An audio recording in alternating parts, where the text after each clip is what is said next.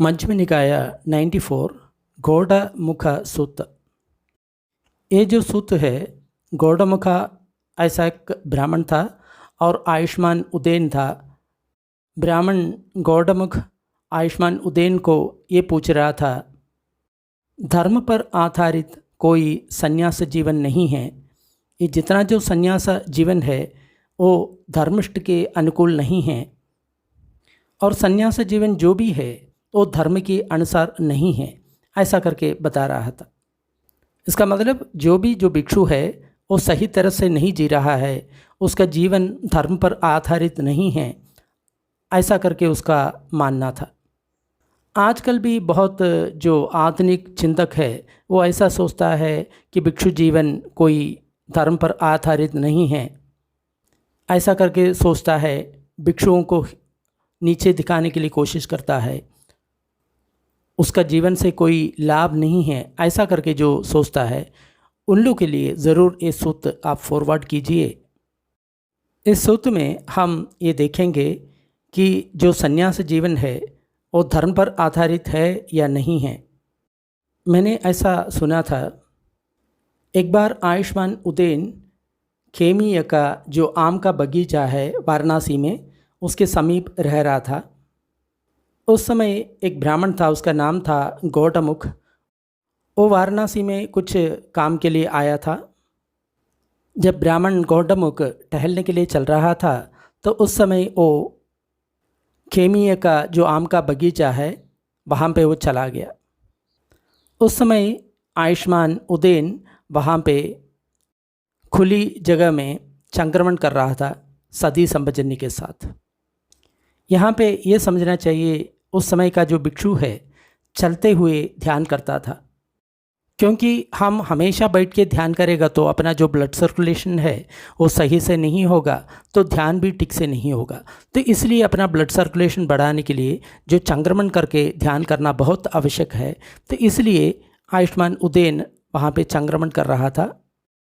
तो ब्राह्मण गौड़मुख आयुष्मान उदयन के पास चला गया, आयुष्मान उदयन को वंदन किया और उसे कुशल प्रश्न किया। गौड़मुख ब्राह्मण आयुष्मान उदयन के साथ साथ चलने लगा। फिर आयुष्मान उदयन को ऐसा कहा, अम्भो समणा नत्थि धम्मिको परिब्बजो। श्रमणा, ये जो भी संन्यास जीवन है वो धर्म के अनुकूल नहीं है। इसका मतलब जो भी सन्यासी है वो सही माने में सही तरफ से जीवन नहीं जी रहा है, उसका जीवन धर्मनिष्ठ नहीं है, धर्ममय नहीं है, धर्म के अनुसार वो नहीं जी रहा है। इसका मतलब ये हुआ कि कोई भी सन्यासी सही नहीं है, सन्यास का जीवन सही नहीं है, वो सब गलत तरीके से जी रहा है, ऐसा उसका मतलब था। फिर गौड़मुख ब्राह्मण ऐसा कहा, यही मैं सोच रहा हूँ, लेकिन फिर भी आप जैसा एक सही व्यक्ति को मैंने नहीं देखा, या सही धर्म को भी मैंने नहीं देखा। जब गौड़मुख ब्राह्मण ऐसा कहा तो आयुष्मान उदयन अपना संक्रमण बंद किया, उसके बाद अपने कमरे में चला गए और वहाँ पे जो आसन बिछाया था वहाँ पे बैठा। और ब्राह्मण गौड़मुख है वो भी अपना जो संक्रमण बंद करते आयुष्मान उदयन के साथ कमरे में चला गया। वहाँ पर उसने वहाँ पे एक और खड़ा हो गया। तब आयुष्मान उदयन ब्राह्मण को कहा, ब्राह्मणा, यहाँ पर बैठने के लिए आसन है, अगर आप चाहते हैं तो आप बैठ सकता है। तब ब्राह्मण ने कहा, मैं आप बैठने का इंतज़ार कर रहा था, मैं पहले बैठना उचित नहीं है, ऐसा करके मैंने सोचा था। उसके बाद उस ब्राह्मण ने एक आसन ग्रहण किया और एक और जगह बैठा। फिर उसने आयुष्मान उदयन को ऐसा कहा, अम्बो समणा नत्थि धम्मिको परिब्बजो। श्रमणा, धर्मनिष्ठ संन्यास जीवन ऐसा कुछ भी नहीं है, यही मैं सोच रहा हूँ। फिर भी मैं आप जैसा व्यक्ति को नहीं देखा है और सही धर्म को भी नहीं देखा है। बहुत लोग आज भी ये सोचता है भिक्षु होकर के जीवन जीने का कोई आवश्यकता नहीं है, गृहस्थ होकर के भी हमको धर्म में आगे बढ़ सकता है, भिक्षुओं का जीवन सही नहीं है, ऐसा बहुत लोग आज भी सोचता है। उन लोगों के लिए ये सूत्र आप ज़रूर फॉरवर्ड कीजिए। तब आयुष्मान उदयन ने गौड़मुख ब्राह्मण को ऐसा कहा, ब्राह्मण, हम इसके बारे में चर्चा करेंगे, लेकिन उसके पहले जो सही है उसको आप सही बोलना पड़ेगा, और जो गलत है आपको वो गलत है ऐसा करके बोलना पड़ेगा। और जो कुछ मैं बोल रहा हूँ उसका अर्थ आपको समझ में नहीं आ रहा है तो आपको ऐसा कहना पड़ेगा, आयुष्मान उदयना, ये क्या है, इसका अर्थ क्या है। तब ब्राह्मण ने कहा, ज़रूर मैं ऐसा ही करूँगा, तो हम इसके बारे में चर्चा करेंगे। तब आयुष्मान उदयन ने कहा, ब्राह्मण, इस लोक में 4 तरह का व्यक्तियों को हम देखता है। कौन सा 4?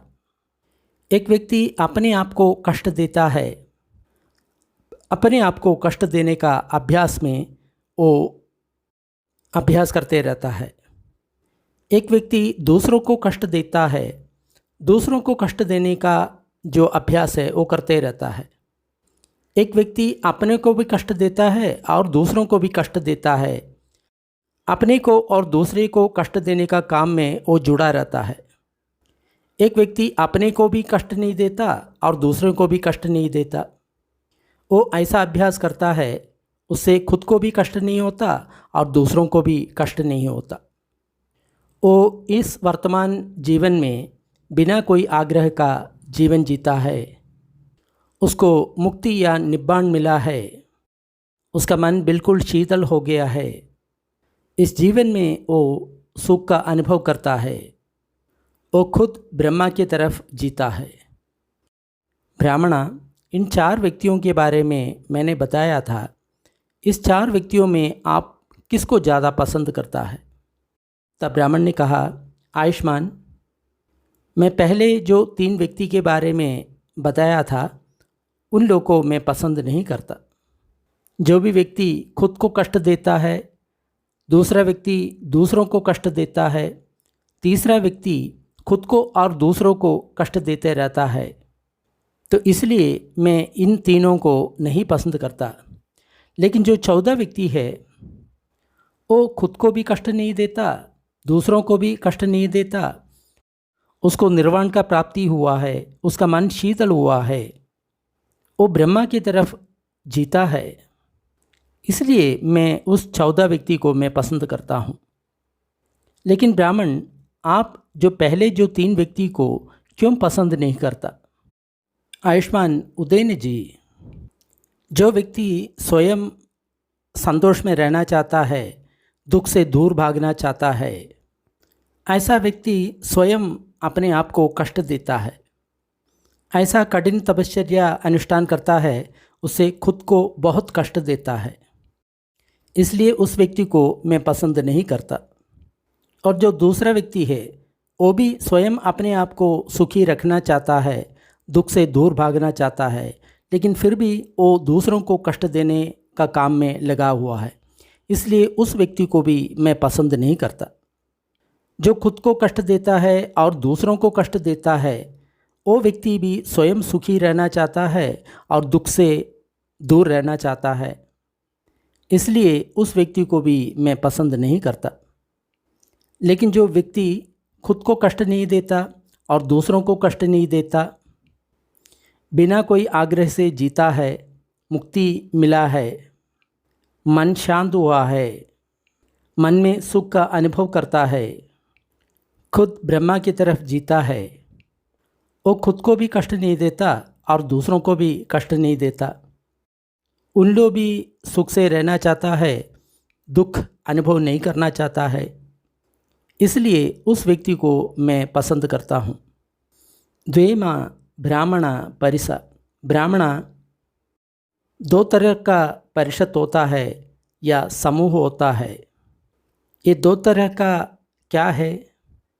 ब्राह्मणा, इस 2 तरह की समूह में एक समूह ऐसा है, उन लोग पुत्र और भार्या का अन्वेषण करता है, कान में सोने का आभूषण का आग्रह करता है, वो स्त्री या पुरुष का दास या दासी को अपना पास रखना चाहता है, वो खेती और ज़मीन को पसंद करता है, सोना और धन का पसंद कर लेता है। और ब्राह्मणा दूसरा जो समूह है, उस समूह के जो लोग हैं, उन लोग रत्न से बना हुआ जो कान का जो आभरण है, आभूषण है, उसको पसंद नहीं करता। उन लोग अपनी भार्या और पुत्रों को छोड़ा है, दास या दासी को छोड़ा है, खेती और ज़मीन को छोड़ा है, सोना और धन को छोड़ा है। वो गृहस्थ जीवन छोड़ करके संन्यास का जीवन जीने लगता है। अब ब्राह्मणा, जो व्यक्ति खुद को कष्ट नहीं देता और दूसरों को भी कष्ट नहीं देता, वो निर्वाण को प्राप्त किया है, उसका मन शांत हुआ है, वो ब्रह्मा जैसे जीता है, मन में सुख का अनुभव करता है। ब्राह्मणा, मैंने पहले जो 2 परिषद या समूह के बारे में बताया गया था, इस कौन सा समूह में ऐसा व्यक्ति को आप देख पाएंगे? जो व्यक्ति खुद को भी कष्ट नहीं देता, दूसरों को भी कष्ट नहीं देता, रत्नों का जो आभूषण है वो कान में नहीं पहनता, पुत्र और भार्या का अन्वेषण नहीं करता, खेती या ज़मीन का वो आसक्त नहीं है, सोना और धन का वो आग्रह नहीं करता, दास या दासी का वो आग्रह नहीं करता। ऐसा व्यक्ति आप इस 2 समूह में किस समूह में देख सकता है?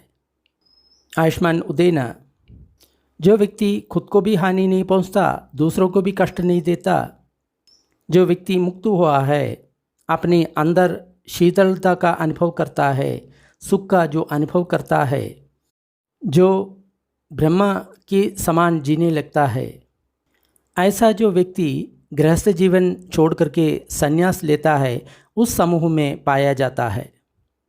ब्राह्मणा, आप अभी ये कहा था, अम्भो समणा नत्थि धम्मी को परिब्बजो, धर्ममय सन्यासी जीवन नहीं है, ऐसा करके आपने कहा था।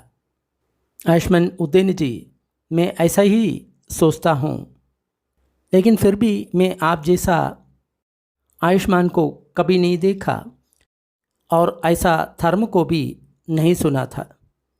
फिर भी आयुष्मान उदयन जी, मुझे वो बात कहने का कुछ कारण था, लेकिन मैं अभी सोचता हूँ धर्ममय संन्यास जीवन है, अत्थि धम्मी को परिब्बजो, एवं में इत्था होती, ऐसा मैं सोचता हूँ। आयुष्मान उदयन जी, आप भी इसी प्रकार मैंने सोचा है, ऐसा करके याद रखना है। धर्ममय परिव्राजक जीवन है, ऐसा करके मैं भी अभी समझता हूँ। अब आयुष्मान उदयन जी, आपने 4 तरह का व्यक्तियों के बारे में बताया था, बहुत संक्षिप्त रूप में आप बताया था, लेकिन मुझ पर अनुकंपा करके उन लोगों के बारे में विस्तार से कहिए। ऐसा है तो ब्राह्मण सुनिए, मन में बहुत श्रद्धा से ये बात सुनिए, मैं बोलने जा रहा हूँ। जी आयुष्मान, ऐसा करके उस गौड़मुख ब्राह्मण ने उत्तर दे दिया। आयुष्मान उदयन जी इस प्रकार कहा, ब्राह्मणा, कौन सा व्यक्ति अपने आप को कष्ट देता है और दूसरों को कष्ट देने का जो काम करने में लगा रहता है? जब कोई व्यक्ति नंगा चलता है, समूह का आचार्य मर्यादाओं को उल्लंघन करता है, अपने हाथों को जीभ से साफ करता है, जब बुलाता है उस समय आता नहीं है, रुकता नहीं है, उन लोग के पास जब खाना लेके चलता है तो वो स्वीकार नहीं करता, उन लोग के लिए जो खाना बनाया है वो भी स्वीकार नहीं करता, जब खाना के लिए उनको आमंत्रण करता है वो भी उन लोग स्वीकार नहीं करता। 2500 साल पहले इस तरह का बहुत तपश्चर्या होते थे, तो उसी के बारे में आयुष्मान उदयन यहाँ पे कह रहा है, ऐसा ऐसा तपश्चर्या पहले होता था। तो ये सब तपश्चर्या है, खुद को कष्ट देने वाला है, ऐसा आयुष्मान उदयन कहता है। उन लोग कभी कोई खाना जो पात्र में रखा है या घड़ा में रखा है, वो खाना उन लोग नहीं लेते। जो भेड़ों को पालता है उसका खाना नहीं लेते। जिन लोग के घर में कोई भी तरह का आयुध है या फावड़ा है वहाँ से खाना नहीं लेता। एक पति पत्नी जहाँ पे खा रहा है वहाँ से खाना नहीं लेता। गर्भवती महिला जिस घर में है वहाँ से खाना नहीं लेता। बच्चों को दूध पिलाने वाला महिला जिस घर में है वहाँ से खाना नहीं लेता। जिस महिला के घर में कोई आदमी है वहाँ से खाना नहीं लेता। जिस घर में कुत्ता है या मक्खी उड़ रहा है वहाँ से खाना नहीं लेता। उन लोग कभी मच्छी, मांस, दारू और बियर वो कभी नहीं लेते। वो वाइन भी नहीं पीते। इस तरह की बहुत कठिन तपश्चर्या पुराने समय में थे। लोग ये समझते थे इससे मुझे मुक्ति मिलेगा, इसलिए लोग ये सब करते हैं। इसलिए आयुष्मान उदयन इसके बारे में कहता है।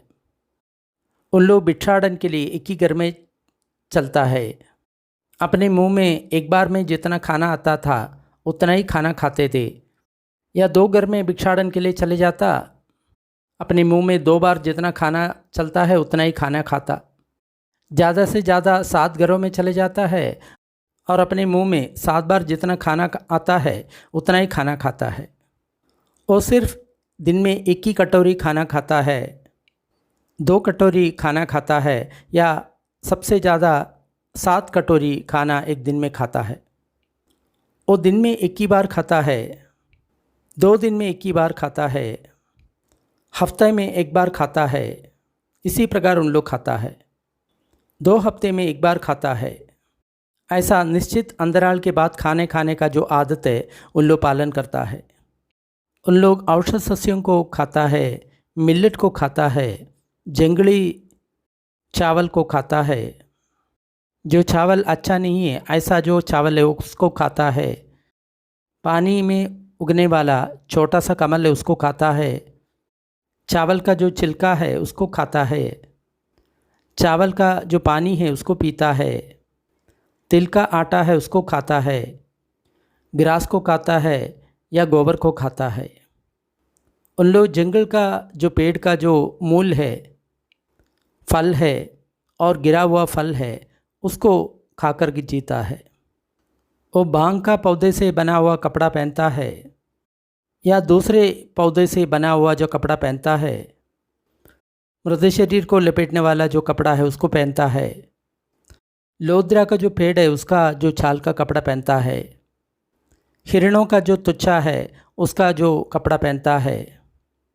कुशाग्रास का या कोई छिलका का पेड़ का जो लकड़ी है उसका। आदमियों को जब बाल है, अश्व का जो बाल है उसका कपड़ा पहनता है या उल्लू का पंख का जो कपड़ा है वो पहनता है। उन लोग अपनी जो केश है और मूछ है उसको अपने हाथों से उसको उखाड़ करके फेंकता है। ऐसा अभ्यास में उन लोग लगे रहता है। आजकल की बहुत जैन मुनि ऐसा ही करता है। उन लोग शेव नहीं करता, अपने हाथों से अपना मूछ और बाल को उखाड़ करके फेंकता है और उसका जो दर्द होता है उसको सहन करता है। वो सोचता है इससे मुझे मुक्ति मिलेगा। या वो हमेशा खड़ा ही रहता है, बैठने के लिए मना करता है। या उन लोग उकड़ू बैठता है, उकड़ू बैठने का जो आदत है उन लोग डालते रहता है। उन लोग कांटों की शैया में लेटता है, लेटने के लिए कांटों का शैया का उन लोग इस्तेमाल कर लेता है। वो दिन में 3 बार नहाने का जो अभ्यास है वो करता है और वो शाम को भी नहाता है। उन लोग अपने शरीर को जो कष्ट देने वाला ऐसा कठिन तपश्चर्या को अपना लेता है। इसलिए ये ऐसा व्यक्ति है वो खुद को कष्ट देता है, खुद को कष्ट देने का अभ्यास में लगा रहता है। ऐसा कठिन तपश्चर्या को अपना लेता है। और ब्राह्मणा कौन सा जो व्यक्ति है दूसरों को कष्ट देता है, दूसरों को कष्ट देने का अभ्यास में जुड़ा रहता है। जब कोई व्यक्ति बकरों को वध करता है, सुअर का वध करता है, मुर्गों का, हिरणों का वध करता है, मच्छी पकड़ता है, चोरी का काम जो करता है, धन के लिए दूसरा का जो हत्या करता है, या सुपारी लेकर के जिसका हत्या कर लेता है, गाय का हत्या कर लेता है, दूसरों को बंदी बनाता है और ऐसा कोई क्रूर कर्म से अपना धन का आर्जन करता है, ऐसा धंधा करने वाला जो व्यक्ति है दूसरों को कष्ट देता है और दूसरों को कष्ट देने का अभ्यास में जुड़ा रहता है। हम यहाँ पे देखा ऐसा जो कुछ आजीविका है, जो पशुओं को, बकरियों को, मुर्गों को, सुअरों को वध करके जो धन अर्जित कर लेता है वो ठीक नहीं है, ऐसा करके यहाँ पे बता रहा है। अगर 10 रिलीजन ऐसा कहता है कि ऐसा जो काम गंदा है, लेकिन एक रिलीजन ऐसा कहता है इसमें कोई प्रॉब्लम नहीं है, ऐसा कहता है, तो हर एक व्यक्ति को अपने दिमाग से सोच करके देखना चाहिए कि ये सही है या गलत है। ज़्यादातर ये होता है कि लोगों को ब्रेन वॉश किया जाता है और सच या झूठ का उसका कोई आभास नहीं होता। हर व्यक्ति को ऐसा काम करने से पहले ऐसा सोचना चाहिए, अगर मान लो कोई ऐसा काम मेरे प्रति करेगा मुझे कितना दुख होगा, ऐसा सोच करके ऐसा काम, ऐसा धंधा कभी नहीं करना चाहिए। जो भी चिकन का बिज़नेस करता है, गाय का वध करने का जो बिज़नेस करता है, ऐसे जो भी प्राणियों का वध करने का जो भी बिज़नेस करता है, तो उन लोग को इस वीडियो ज़रूर भेज दे ताकि अच्छा खबर सभी के पास पहुंच जाए और सब अपने दिमाग से सोचने लगे। और ब्राह्मणा कौन सा जो व्यक्ति है खुद को कष्ट देता है और दूसरों को भी कष्ट देता है, खुद को कष्ट देने का काम में जुड़ा रहता है और दूसरों को कष्ट देने का काम में जुड़ा रहता है। ये तब होता है जब एक क्षत्रिय राजा या समर्थ धनवान वाला एक ब्राह्मण वो अपनी भवन की पूर्व दिशा में एक यज्ञशाला का निर्माण कर लेता है। वो अपनी सिर की बाल और दाढ़ी मूछ काट लेता है और हिरण का चमड़ा का जो वस्त्र है वो पहन लेता है। अपने शरीर में घी और तेल का मिश्रण पूरा शरीर में लगाता है। कोई मृग का सींग से अपना पीठ को खुजलाते हुए वो अपनी पत्नी के साथ उस यज्ञशाला में प्रवेश कर लेता है, एक ब्राह्मण के साथ उस यज्ञशाला में प्रवेश कर लेता है। वहाँ पर ज़मीन में जो ग्रास बिछाया हुआ है उसमें वो लेट लेता है। वहाँ पर एक गाय का एक चुक्की से या स्तनाग्र से वो दूध पीता है। उस गाय का बछड़ा उसी गाय का रंग वाला होना चाहिए और उस राजा का पत्नी गाय का दूसरा चुकी से दूध पीता है और जो सबसे बड़ा ब्राह्मण है वो तीसरा चुकी से दूध पीता है। 14 चुकी का जो दूध है और यज्ञ का जो हवन को अर्पित कर लेता है। बाकी जो दूध बचता है वो गाय का बछड़ा उस दूध को पी लेता है। फिर वो व्यक्ति ऐसा आदेश देता है, इतना सांडों को मारो, इतना बैलों को मारो, इतना कलोर को मारो, इतना बकरों को मारो, इतना अश्वों को मारो, इन सब को बलि दे दो। यज्ञ का सामान के लिए इतना पेड़ों को गिराओ, इतना ग्रास को काट के लेके आओ। राजा का दंड से भयभीत होकर के, उसका आपत्ति देख करके, उसका दास है, दासी है, काम करने वाला है, उसका परिचारक है, वो सब ये काम कर लेता है। रोते हुए अपने पूरे मुंह में आंसू बहाते हुए उन लोग ये क्रूर कर्म कर लेता है। पुराने ज़माने में ऐसा जो यज्ञ होता था तो इसमें बहुत संख्या में जो पशुओं को, पक्षियों को मार लेता था। आज भी भिन्न भिन्न संप्रदायों में ऐसा काम होता ही रहता है, लोगों को होश नहीं है। ज़रूर ऐसा लोगों को इस सूत्र शेयर करना चाहिए, क्योंकि ये मारने का, बलि देने का जो संप्रदाय है बिल्कुल पाप वाला काम है, पुण्य से बिल्कुल नहीं मिलता, ऐसा लोगों को समझ में आना चाहिए। हमारा खुद का वध कोई करेगा तो हमको कितना दुख लगेगा, ऐसा ही हम दूसरे प्राणियों को वध करने के लिए चले जाता है, उतना ही दुख उस प्राणी को लगता है, वो प्राणी उतना ही दुखियारा हो जाता है। ये हर व्यक्ति को सोचना चाहिए और हर व्यक्ति को ऐसा भी सोचना चाहिए, चाहे हमें या अपने परिवार की कोई लोगों को दूसरा एक व्यक्ति या जंगल में रहने वाला कोई प्राकृत व्यक्ति उसका ईश्वर को प्रसन्न करने के लिए हमको बलि देता है, हमको मार लेता है, क्या हमें वो काम अच्छा लगेगा? क्या हम ऐसे तड़पते मरने के बाद क्या हम स्वर्ग में जाकर के जन्म लेगा? अगर हम स्वर्ग में जाके जन्म लेता है, क्या वो मारने वाले के लिए हम प्रार्थना करेंगे? हमको मारने के टाइम में वो मारने वाले के लिए हम भगवान से प्रार्थना करेंगे? उसका लंबी आयुष के लिए हम प्रार्थना करेंगे? उसका स्वर्ग का प्राप्ति के लिए हम प्रार्थना करेगा क्या? ये सब एक समझदार व्यक्ति को सोचना चाहिए। इसलिए भगवान बोलता है हमेशा ऐसा ही काम करना चाहिए जो हमें भी अच्छा लगता है और दूसरों को भी अच्छा लगता है, और हमें खुद जो बुरा लगता है ऐसा काम दूसरे व्यक्ति या मृग के प्रति हम ज़रा भी करना नहीं चाहिए। ये बिल्कुल कॉमन सेंस की बात है, लेकिन आजकल रिलीजन में कॉमन सेंस भी ख़त्म हो गया, ऐसा हर व्यक्ति को समझना चाहिए। ब्राह्मणा ये ऐसा व्यक्ति है, वो खुद को कष्ट देता है और दूसरों को कष्ट देने का काम में जुड़े रहता है। और ब्राह्मणा कौन सा जो व्यक्ति है वो खुद को भी कष्ट नहीं देता, दूसरों को भी कष्ट नहीं देता, वो खुद को कष्ट नहीं देता ऐसा काम में लगा रहता है और दूसरों को कष्ट नहीं देता ऐसा काम में वो लगा रहता है। वर्तमान काल में बिना इच्छा से वो जीता है, वो मुक्त हुआ है, निर्वाण का प्राप्ति किया है, उसका मन बिल्कुल शीतल हुआ है, उसको सुख का अनुभव करता है, वो ब्रह्मा की तरफ वो जीता है। ऐसा व्यक्ति कौन है?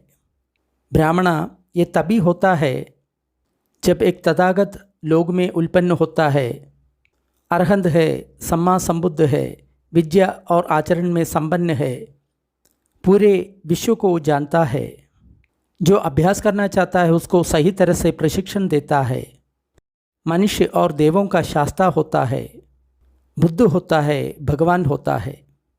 वो खुद की ज्ञान दर्शन से इस लोक के देवों के बारे में, मारों के बारे में, ब्रह्म के बारे में, श्रमण ब्राह्मण के बारे में, मनुष्य के बारे में सच्चाई वो जानता है और दूसरों को सच्चाई सिखाता है।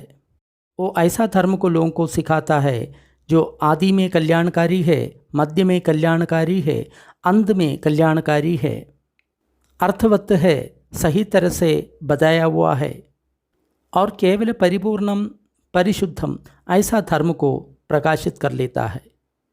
और एक गृहस्थ या गृहस्थ का पुत्र जो अच्छा घर से है वो इस सद्धर्म को सुन लेता है, तब उस व्यक्ति को तथागत में श्रद्धा उत्पन्न होता है। फिर वो ऐसा सोचता है जो गृहस्थ जीवन है वो कलंकित है, बहुत कष्ट वाला है, लेकिन जो संन्यास जीवन है वो खुला जीवन है, अच्छा जीवन है। शंख के समान परिशुद्ध ब्रह्मचर्य जीवन गृहस्थ जीवन में आसान नहीं होता। क्यों ना मैं अपने दाढ़ी मूछ काट करके काषाय वस्त्र धारण करके गृहस्थ जीवन छोड़ करके सन्यासी ना बन जाऊं। तब कुछ समय के बाद अपना बड़ा या छोटा धन वो छोड़ लेता है, छोटा या बड़ा परिवार को वो छोड़ लेता है, अपनी बाल और मूछ काट करके वो काषाय वस्त्र को धारण कर लेता है, गृहस्थ जीवन का उपेक्षा करके भिक्षु का जीवन जीने लगता है। गृहस्थ जीवन छोड़ने के बाद वो एक भिक्षु का आजीविका अपना लेता है, एक भिक्षु का प्रशिक्षण अपना लेता है। वो प्राणियों का मारना छोड़ लेता है, दंड या तलवार छोड़ लेता है। वो दयालु होता है, लज्जालु होता है, सब प्राणियों के प्रति वो मैत्री भाव रखता है, सब प्राणियों के ऊपर वो अनुकंपा रहता है। उन लोग चोरी नहीं करता, जो कुछ उन लोग को देता है वही स्वीकार कर लेता है, जो देता है उसी को उन लोग चाहता है। चोरी का काम छोड़ करके अपने आप वो शुद्ध रखता है। उन लोग व्यभिचार का काम नहीं करता, ब्रह्मचर्य का जीवन जीता है। वो मैथुन धर्म कभी नहीं कर लेता। उन लोग झूठ नहीं बोलता, सत्य बोलता है, सत्य के साथ वो रहता है, वो सत्य का पालन करता है, उन लोगों पर विश्वास कर सकता है। उस दुनिया को अपनी बातों से वो ठगता नहीं है, उन लोग चुगली का बात छोड़ लेता है। एक जगह से जो कुछ सुना वो दूसरी जगह में जाकर के नहीं बोलता। लोगों के बीच में कलह का उत्पन्न नहीं कर लेता। जो अलग रहता है उन लोगों को वो जोड़ लेता है। ऐक्य से रहने से सहायता करता है।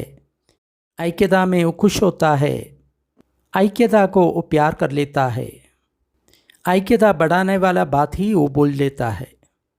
वो कड़वजन नहीं बोलता। कान को सुख देने वाला मधुर शब्द ही वो बोलता है। प्यार का बात ही बोलता है। हृदय स्पर्शी बात ही वो बोलता है। मर्यादापूर्ण जो पसंद है, लोगों को अनुकूल है, ऐसा ही बात वो बोलता है। वो व्यर्थ भाषण नहीं कर लेता। उन लोग समय पर बोलता है, सत्य बोलता है, अर्थ वाला बात ही बोलता है। उसका बात धर्म और विनय के अनुकूल होता है। सही समय पर वो बोलता है। वो जो बोली है बहुत मूल्यवत है, संक्षिप्त है, गुणकारी है और सही बात होता है। वो सस्यों को और बीजों को हानि नहीं पहुंचाता।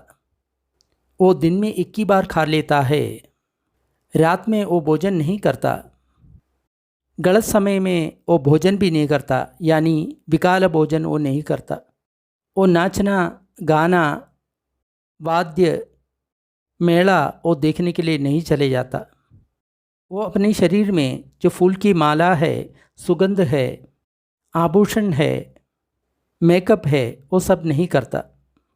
वो बहुत बड़ा आरामदायक ऊंचा शैया का इस्तेमाल नहीं करता। वो सोना और धन का ग्रहण नहीं कर लेता।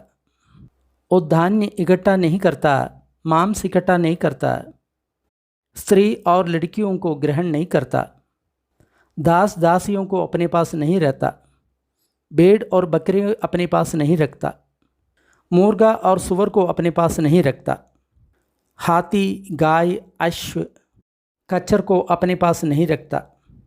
वो खेत और ज़मीन का ग्रहण नहीं कर लेता। वो दूध का काम कभी नहीं करता। लेने देने का जो काम है वो नहीं करता। तोलने वाला जो चीज़ है उसमें वो कुछ फेर बदलाव नहीं कर लेता। रिश्वत नहीं लेता। वो गलत काम नहीं करता, दूसरों को ठगता नहीं है। गलत माल का व्यापार भी वो नहीं करता। वो किसी का अंक का छेदन करने का या मारने का, उठा के लेने का या चोरी करने का, दंगा करने का काम वो नहीं करता। शरीर के लिए चीवर और पेट के लिए भिक्षान्न से उन लोग तृप्त है।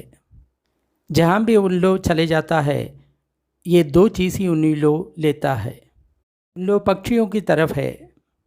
जहाँ पे भी वो उड़ जाता है पंख ही उसका भार है।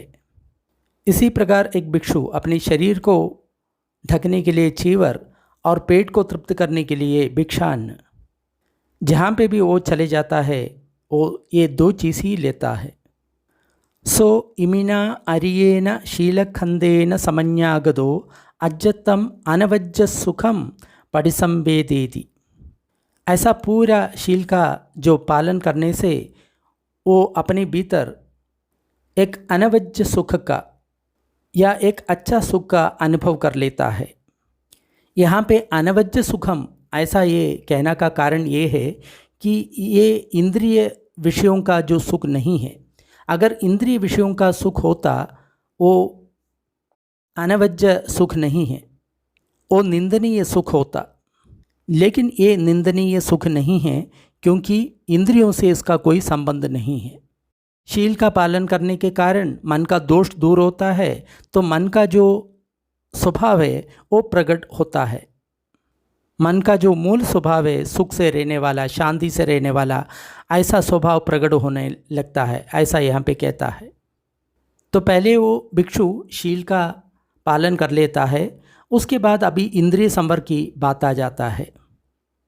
सो चक्षुणा रूपम दिस्वा न निमित्तगाही होती नानु व्यंजनगाही।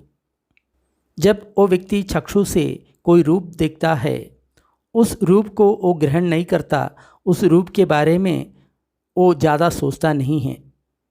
देखने में देखना ही होता है, उससे आगे कोई काम नहीं होता। ऐसा यहाँ पे कहता है। ऐसा नहीं होगा तो क्या होगा, वो भी अगली लाइन में कहता है।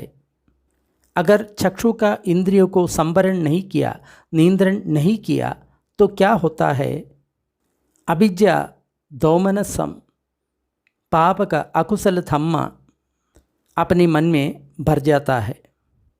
यहाँ पे अविद्या का मतलब वो मेरा है ऐसा जो विचार हो जाता है।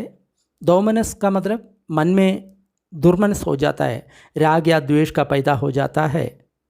इसी को ही पाप कहता है। और अकुशल धर्म ऐसा कहता है। अकुशल धर्म का मतलब जो धर्म में राग है, द्वेष है, मोह है, उसको अकुशल धर्म ऐसा कहता है। वो अपनी चक्षु का इंद्रिय का रक्षा करता है, फिर अपनी चक्षु के इंद्रिय पर वो नियंत्रण पा लेता है।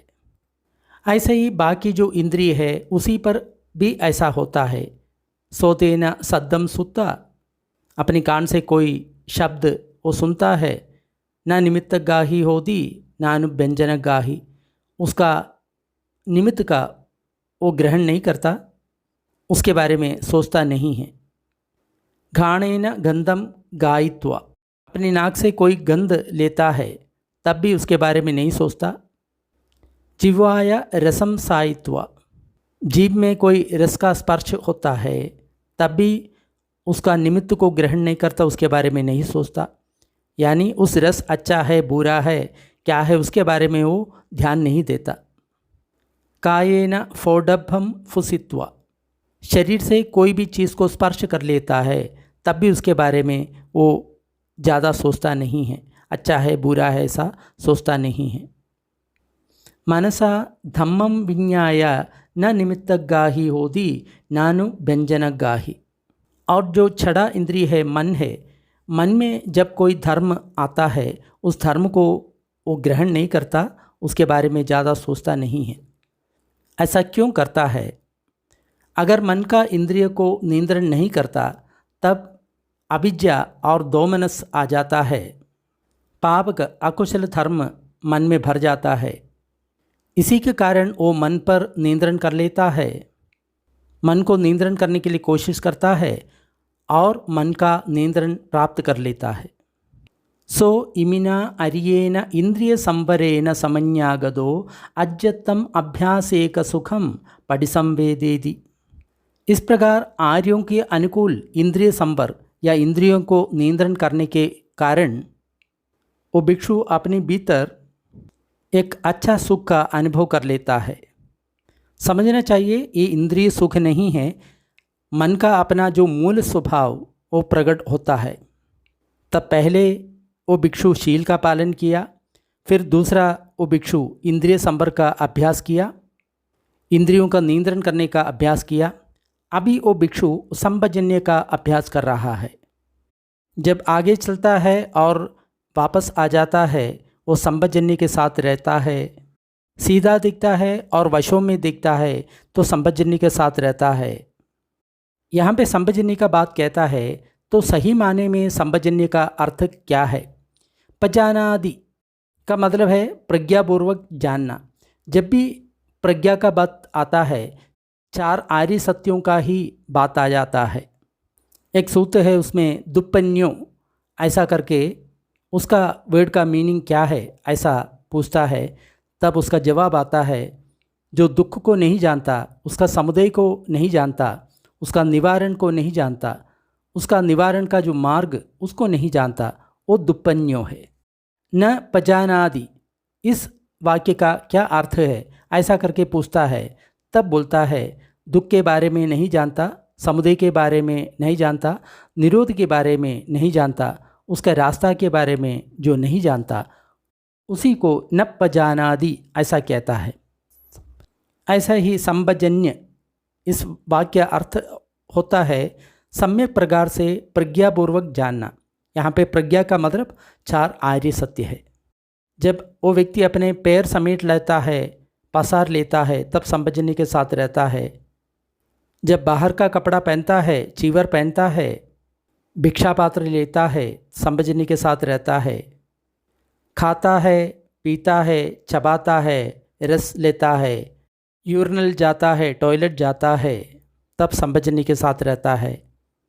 जब चलता है, खड़ा होता है, बैठता है, सोता है, जागता है, बोलता है, मौन रहता है, संभजन्य के साथ रहता है। जब एक भिक्षु पूरा शील का पालन करता है, इंद्रिय संवर का या इंद्रिय नियंत्रण का काम कर लेता है, फिर संभजन्य का काम कर लेता है, फिर अकेला वो ध्यान करने के लिए एक स्थान ढूंढ लेता है। तो यहाँ पे एक बात समझना चाहिए, सिर्फ भिक्षु के लिए नहीं है, जो भी गृहस्थ ऐसा ऊंची निर्वाण का उपलब्धि लेना चाहता है, उसको भी ऐसा शील का पालन करना चाहिए, इंद्रिय संवर का अभ्यास करना चाहिए, संभजन्य का अभ्यास करना चाहिए, फिर ये निर्जनवास का अभ्यास करना चाहिए, तब भी मुक्ति मिलेगा, मोक्ष मिलेगा। फिर उस भिक्षु एक निर्जन स्थल में रहने लगता है। अरण्य हो सकता है या वन हो सकता है, वृक्ष का एक मूल हो सकता है, एक पहाड़ हो सकता है, एक गुफा हो सकता है, एक वैली हो सकता है, एक स्मशान भूमि हो सकता है, एक वन हो सकता है, या खुला जगह हो सकता है। वहाँ पे सूखा पत्ता बिछा लेता है। भिक्षाटन करने के बाद, भोजन करने के बाद वो वापस आ जाता है, उस सूखा ग्रास में बैठता है, सुखासन में बैठ लेता है, अपना शरीर को सीधा रख देता है। फिर आता है पडिमुखम सदिम उपट्ठवित्वा। परिमुखम सदिम उपट्ठवित्वा का मतलब अपने मुख में अपना जो ध्यान रख देता है। ये जो बात है आनापाना में भी आ जाता था और यहाँ पे भी आता है। तो इस वर्ड का जो मीनिंग है आप थोड़ा सोच करके समझ के रह सकता है। सो अभिज्जम लोगे पहाय विगदाभिज्जेन चेतसा विहरति अभिज्जाय चित्तम परिशोधेति। पहले जो सतिपट्ठान सूत्र में ये कहता था कि परिमुखम सदिम उपट्ठवित्वा, अपने मुँह के और अपनी श्रद्धा लगा करके जो आने वाला और जाने वाला श्वास को देखने के लिए बोलता है। लेकिन यहाँ पे ये बोलता है सो अभिज्जम लोगे पहाय विगताभिज्जेन चेतसा विहरति। ओ भिक्षु इस लोग में अभिज्ञा छोड़ करके बिना अभिज्ञा का चित्त से विहार कर लेता है। अभिज्ञाय चित्तम परिशोधेति, अपनी चित्त से अभिज्ञा को परिपूर्ण तरफ से निकाल देता है, परिशुद्ध कर लेता है। यहाँ पे हमको एक बात अच्छी तरह समझना चाहिए। एक वर्ड है अभिज्ञा और दूसरा एक वर्ड होता है अविद्या। अविद्या का मतलब कोवेटसनेस, नहीं तो ये मेरा है ऐसा जो विचार है उसको अविद्या बोलता है। अविद्या का मतलब जो अविद्या होता है उसको अविद्या कहता है। जहाँ पे विद्या नहीं है, अज्ञान है, उसको अविद्या कहता है। तो यहाँ पे ये कहने का मतलब है इस लोग में या इस शरीर में जो कुछ होता है वो मेरा है ऐसा करके आपको कभी नहीं सोचना है। जैसे कुछ चीज़ देखा, मैंने देखा ऐसा कभी आपको नहीं सोचना है। ऐसे ही सुनने वाला, सूंघने वाला, चखने वाला, स्पर्श करने वाला, मन में जो कुछ चिंता होता है वो मेरा है ऐसा करके हमको कभी नहीं सोचना है, या वो अच्छा है ऐसा सोच करके उसमें राग उल्पन्न नहीं करना। फिर व्यापाद पदोसंपहाय अव्यापन्न चित्तो विहरति सब्बपाणभूत हितानुकंपी व्यापाद पदोसा चित्तम परिशोधेति। फिर चित्त में जो कुछ व्यापाद होता है या द्वेष होता है उसको छोड़ करके चित्त को बिना द्वेष के रहने का अभ्यास कर लेना चाहिए। चित्त में जो कुछ द्वेष है उसको निकाल करके सर्व जो प्राणी है उसके प्रति अनुकंपा हमको अपने मन में लेके आना चाहिए। अपने चित्त से द्वेष को निकाल करके उसको परिशुद्ध करना है। यहाँ पे 5 निवरण का ही बात कर रहा है। पहले कामच्छंद, उसके बाद किया, अभी व्यापाद का बात किया। थिनमित्थम पहाय विगत थिनमित्थो विहरति आलोक संज्ञी सदो संभजन्यो थीनमित्थम चित्तम परिशोधेति। थीनमित्थ या शरीर में और मन में जो आलस्य है उसको छोड़ करके मन में प्रकाश का उत्पन्न करके आलोक सन्नी सतो संभजानो, हमेशा सदी और संभजनी के साथ रहना चाहिए। यहाँ पे आलोक सन्नी का मतलब जब आलस्य आ जाता है तो अंधेरा आ जाता है, तो उसका जो विपरीत जो प्रकाश है उसको लेके आना है, ऐसा यहाँ पे कहता है। यानी प्रज्ञा को लेके आना है, ऐसा फिर यहाँ पे कहता है। उद्दच्च कुक्कुच्चम पहाय अनुत्थतो विहरति अज्जतम वूपसंद चित्तो उद्दच्च कुक्कुच्च चित्तम परिशोधेति। उद्दच्च कुक्कुच्चम, या अपने अंदर जो बेचैनी है उस बेचैनी को दूर करना है। चित्त में जो कुछ बेचैनी है उसको दूर करना है। उसका जो विद्या है वो क्या है? वूपसंद चित्तो, चित्त को शांत करना है। उस समय जब भी हमको बेचैनी आता है तो चित्त को शांत करने के लिए कोशिश करना है। विचिकिच्छं पहाय तिन्न विचिकिच्छो विहरति अकतंकति कुशलेषु धम्मेषु विचिकिच्छाय चित्तम परिशोधेति। जब मन में संशय या संदेह आ जाता है उसको दूर करना चाहिए। कुशल धर्म को संपादन करते उस संशय को दूर करना चाहिए। सो इमे पंच निवरणे पहाय छेदसो उपक्लेशे पඤ्ञाय दुप्पलीकरणे। इस 5 प्रकार की जो निवरण है या उपक्लेश है उसको ख़त्म करके प्रज्ञा से उस निवरण को दुर्बल करना है। ये बहुत एक गहरा सेंटेंस है। कैसे इस 5 निवरण आने से प्रज्ञा से कैसे उसको दुर्बल करना है, ये बहुत सोचने वाला बात है। जैसे 5 निवरण आ जाता है, कैसे उसका प्रज्ञा से दुर्बल करना है, ये बात अच्छी तरह हमको सीखना चाहिए। कोई भिक्षु से जो ध्यान साधना सिखाता है उससे सीखना चाहिए। तो पहले इस 5 निवरण को हमने प्रज्ञा से दुर्बल किया। अभी झाना का बात आता है। जब ये 5 निवरण दुर्बल होता है तो अपने आप झाना का स्थिति आ जाता है।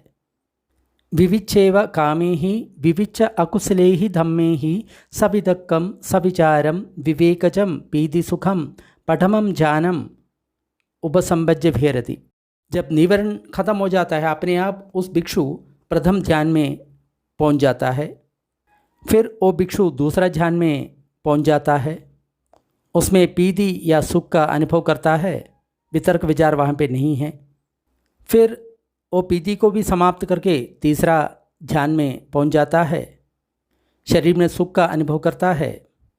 फिर सुख और दुख को छोड़ करके वो भिक्षु 14 ध्यान पर पहुँच जाता है।